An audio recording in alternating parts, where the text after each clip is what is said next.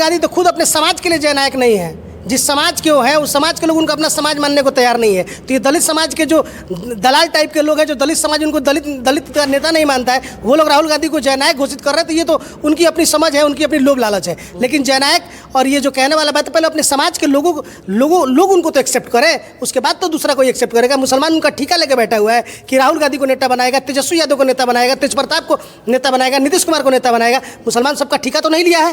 तो हम ये आपके चैनल के माध्यम से कहना चाहेंगे कि कौन जननायक है, कौन क्या है, ये पूरा देश जानता है, पूरा दुनिया जानता है। देखिए, मिशन और विचारधारा पर लड़ने वाली एक ही नेत्री हैं, वो बहन कुमारी मायावती जी हैं। आज तक कोई भी एक भी त्रुटि उनके भाषण में कोई दिखा दे तो हमारे नज़र में जननायक कोई है इस देश में अभी तो बहन कुमारी मायावती जी हैं। उसके बाद कोई यहाँ जननायक नहीं है, कोई विचारधारा पर चलने वाला नहीं है, कोई संविधान पर चलने वाला नहीं है और कोई ईमानदारी से चलने वाला नहीं है। अगर आप अपने मंजिल पर जाना चाहते हैं तो अपने रास्ता सीधा चलिए, अपने मंजिल की तरफ अपना ध्यान केंद्रित कीजिए। रास्ते पे चलने वाले कुत्तों पर पत्थर मारिएगा तो आपका टाइम वेस्ट होगा। तो सलमान अली जी हैं, बसपा के बड़े नेता हैं। गोपालगंज से हम बात करते हैं कि आने वाला सामने ही चुनाव है विधानसभा का।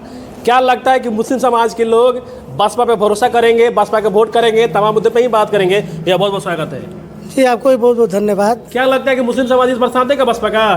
देखिए, मुस्लिम समाज उत्तर प्रदेश में बहन कुमारी मायावती जी के साथ था और उस समय पूर्ण बहुमत की सरकार बसपा की बनी थी। और आने वाले समय में बसपा को मुस्लिम समाज के लोग साथ देंगे, बहन जी के हाथों को मजबूत करेंगे, क्योंकि राष्ट्रीय जनता दल मुस्लिम लीडरशिप खत्म करने के प्रयास में लगी हुई है। कांग्रेस के राज्य में 400 500 दंगे हुआ करते थे, मुसलमान ये सब देख रहे हैं। और हम लोग आपके माध्यम से लोगों को बताना चाहते हैं कि बहुजन समाज पार्टी के सरकार में आज तक एक भी कोई ऑकरेंस, कोई दंगा फसाद नहीं हुआ। जो लोग कहते हैं कि भाजपा, बहन कुमारी मायावती, बहुजन समाज पार्टी भाजपा से मिली हुई है, बी टीम है, तो आप इस बात को समझिए कि जनता दल यूनाइटेड जो कि राष्ट्रीय जनता दल के साथ सरकार में आती है और वोट लेके फिर भाजपा में चली जाती है, तो उस पर आप विश्वास कर लेते हैं। लेकिन बहन कुमारी मायावती जी भारतीय जनता पार्टी में जब 95-96 में मुलायम सिंह यादव ने उनके साथ धोखा किया था तो भारतीय जनता पार्टी के साथ जाकर सरकार बनाई थी। और बनाने के बाद से उन्होंने वक्फ बोर्ड बनाने का काम किया। उत्तर प्रदेश में वक्फ बोर्ड नहीं था, मदरसा बोर्ड नहीं था, उन्होंने बहन कुमारी मायावती जी ने भाजपा के साथ रहते हुए करने का काम किया। और भारतीय जनता पार्टी का सरकार था उस समय भी एक भी ऑकरेंस नहीं हुआ उत्तर प्रदेश में। तो हमें बहुजन समाज पार्टी पे विश्वास करना चाहिए और एक पार्टी का गुलाम बन के रहने से बेहतर है कि हमें अवसर है, हमारे बराबर के लोग हैं, हमें दलित समाज के साथ एक गठजोड़ बनाना चाहिए। लेकिन राहुल गांधी पिछले दिन पटना आए थे, कह रहे थे कहा कि दलित समाज को और मुस्लिम समाज को हम हिस्सेदारी देंगे। देखिए, वो तो 70 साल 80 साल से सरकार में उन लोग सत्ता में रहे हैं, वो लोग तब हिस्सेदारी क्यों नहीं दिए? जब मुसलमान हमारे केंद्रीय प्रभारी अभी बोल रहे थे कि जब 47 में देश बंटवारा हुआ 35% मुसलमान गवर्नमेंट जॉब में थे, उसके बाद से कांग्रेस सत्ता में आई, अभी मुसलमान 2% भी गवर्नमेंट जॉब में नहीं है।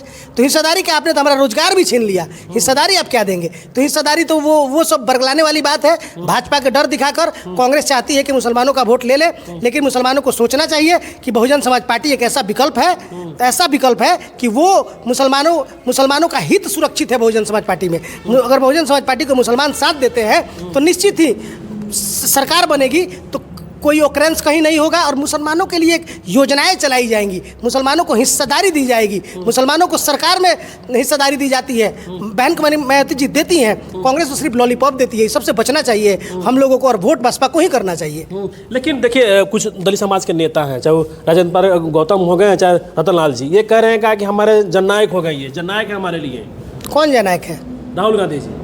राहुल गांधी तो खुद अपने समाज के लिए जननायक नहीं है। जिस समाज के वो है उस समाज के लोग उनको अपना समाज मानने को तैयार नहीं है। तो ये दलित समाज के जो दलाल टाइप के लोग हैं, जो दलित समाज उनको दलित का नेता नहीं मानता है, वो लोग राहुल गांधी को जननायक घोषित कर रहे हैं। तो ये तो उनकी अपनी समझ है, उनकी अपनी लोभ लालच है। लेकिन जननायक और ये जो कहने वाला बात है, पहले अपने समाज के लोग उनको तो एक्सेप्ट करें, उसके बाद तो दूसरा कोई एक्सेप्ट करेगा। मुसलमान उनका ठीका लेकर बैठा हुआ है कि राहुल गांधी को नेता बनाएगा, तेजस्वी यादव को नेता बनाएगा, तेज प्रताप को नेता बनाएगा, नीतीश कुमार को नेता बनाएगा। मुसलमान सबका ठीका तो नहीं लिया है।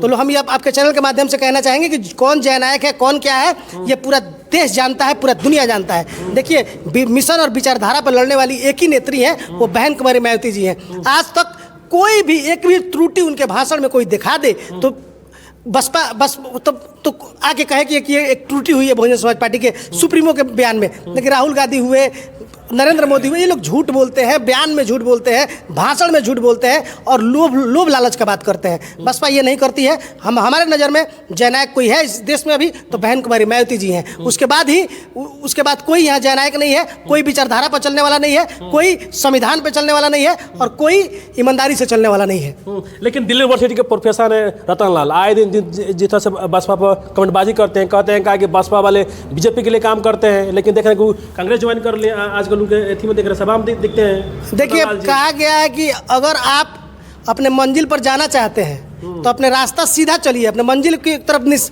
अपना ध्यान केंद्रित कीजिए। रास्ते पे चलने वाले कुत्तों पर पत्थर मारिएगा तो आपका टाइम वेस्ट होगा। तो बसपा इस सब पे ध्यान देती होती नहीं है, बसपा अपना काम करती है। देखिए ना आप लोग, कैडर कैंप हम लोग कैसे कर रहे हैं, 50-60 आदमी हम लोग इकट्ठा हुए जो पदाधिकारी थे और दिल्ली से जबलपुर से चल के आए प्रभारी हम लोग को समझाने के लिए। तो ये सब बेसिक काम है, ये सब हम लोग गाँव जाएंगे, लोगों को बताएंगे कि ये लोग झूठे लोग हैं, ये लोग फसादी लोग हैं, ये लोग लोभ लालची लोग हैं, कांग्रेस और राजद वगैरह से बिके हुए लोग हैं। लोग समझ रहे हैं इन लोग। सतपाल भाई, सामने आप लोग के सामने चुनाव है विधानसभा का, गोपालगंज जो सीट है, कुचाय की सीट है, बसपा के खाते में रहा है। क्या लगता है कि बसपा इस बार कुछ कमाल करेगी? देखिए, मैं तो स्पष्ट मुस्लिम समाज से कहना चाहूँगा कि देखिए, एक बार इस गोपालगंज से रियाजुल हक राजू विधायक बने थे गोपालगंज विधानसभा से, उस समय बने थे जब बसपा के सिंबल पर चुनाव लड़े थे। और तिनकोड़िया लड़ाई होगा तब भी कोई मुसलमान यहाँ से विधायक बन पाएगा। तो आपको नेतृत्व चाहिए। आपको तो लालू यादव के बेटा को नेता बनाना है या अपने बेटा को नेता बनाना है, ये आपको सोचना है। ये आपको लगता है कि लालू यादव का बेटा नेता बन जाएगा, मुख्यमंत्री बन जाएगा तो मेरा कायाकल्प हो जाएगा, ऐसा नहीं है। एक अल्पसंख्यक समाज के राष्ट्रीय जनता दल टिकट देती है, अल्पसंख्यक समाज के एक नेता को पूरे छपरा, गोपालगंज, सीवान में 2 मुसलमानों को टिकट मिलता है, दोनों चुनाव हार जाते हैं। तो कैसा गठबंधन, कैसा प्रेम, कैसा लोभ, ये सबसे हमको बचना चाहिए। देखिए, गोपालगंज, सीवान, छपरा 3 जिला में एक भी मुसलमान विधायक नहीं है। ये दुर्भाग्य है मुसलमानों के लिए। और ये राष्ट्रीय जनता दल तो बोलती है कि ये महागठबंधन की सरकार है, महागठबंधन की सरकार है, जहाँ 2 मुसलमान को एक्सेप्ट नहीं कर पा रहा आपका गठबंधन। वो कैसा गठबंधन, कैसा प्रेम, कैसा भाईचारा, कैसा हिस्सेदारी, ये सबको सोचना पड़ेगा। और मुसलमान जिस करवट बैठ गए बसपा के करवट, तो दलित समाज के लोग साथ आ जाएंगे, हम लोग चुनाव जीतने का काम। क्या लगता है कि 25 में बसपा मान सम्मान देगी आप लोगों को? बिल्कुल, बसपा तो मान सम्मान दे ही रही है। नेता बनाई है, प्रदेश सचिव बनाई है, कई जिले का प्रभारी बनाती है। अब इससे ज़्यादा क्या सम्मान चाहिए? ना हम लोग का कुछ खर्चा लगता है, ना कुछ भी लगता है, इतना सम्मान दे रही है। 10 लोग गांव में जाते हैं तो नेताजी कहते हैं सम्मान। यही तो सम्मान है। कुर्सी मिलता है, गद्दी मिलती है, यही सब। बहुजन समाज पार्टी जिंदाबाद जिंदाबाद। चलिए, गोपालगंज में है और दलित मुसलमान करो विचार, कब तक सहोगे अत्याचार, दलित मुसलमान करो विचार। कब तक सहोगे अत्याचार। चलिए, बहुत